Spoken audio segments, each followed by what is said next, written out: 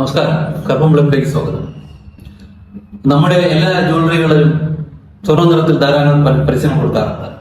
ചിലതൊക്കെ ഫുൾ കളറായ അവരുടെ സ്വർണം വിൽക്കുന്ന ബിസിനസ്സിനൊപ്പം ഇന്നത്തെ വിലയിൽ സ്വർണം ബുക്ക് ചെയ്യാം എന്നൊരു ഓഫർ നൽകാറുണ്ട്.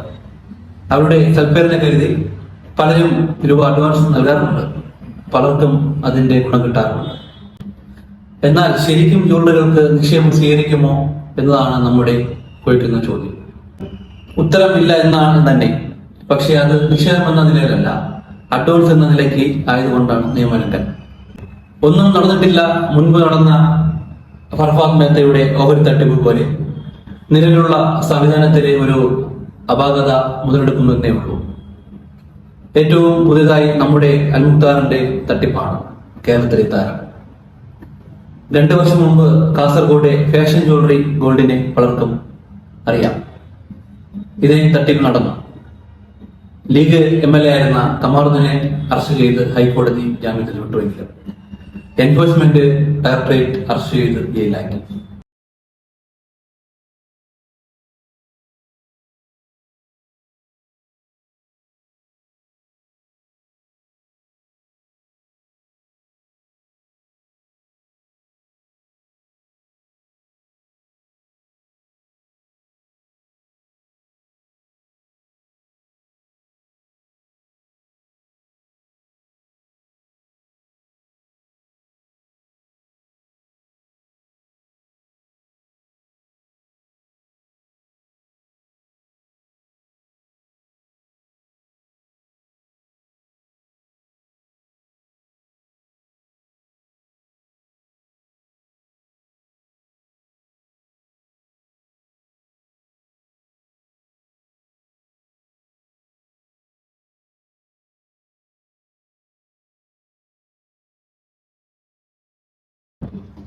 ₹20 കോടി ജ്വല്ലറി തട്ടിപ്പ് നടത്തിയ കേസ് ഇത്രയ്ക്കും കുപ്രസിദ്ധമായെങ്കിലും അൽമുക്താർ അതിന്റെ 10 ഇരട്ടി 200 കോടി നിക്ഷേപിക്കാൻ നമ്മുടെ നാട്ടുകാർ തയ്യാറായി എന്നതാണ് മലയാളിയുടെ അത്യാഗ്രഹത്തിന് ഉദാഹരണം.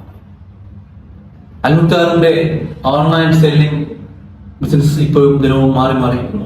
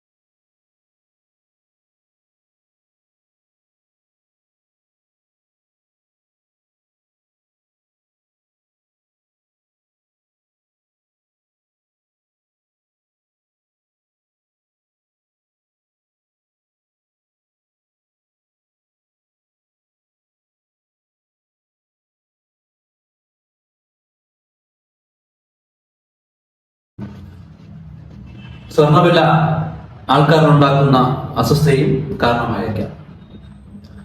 ഇതിൽ നിന്നും മനസ്സിലാക്കേണ്ടത് ജ്വല്ലറികൾ നിക്ഷേപ സ്ഥാപനങ്ങളല്ല, നിക്ഷേപിക്കേണ്ടത് ബാങ്കുകളിലാണ്.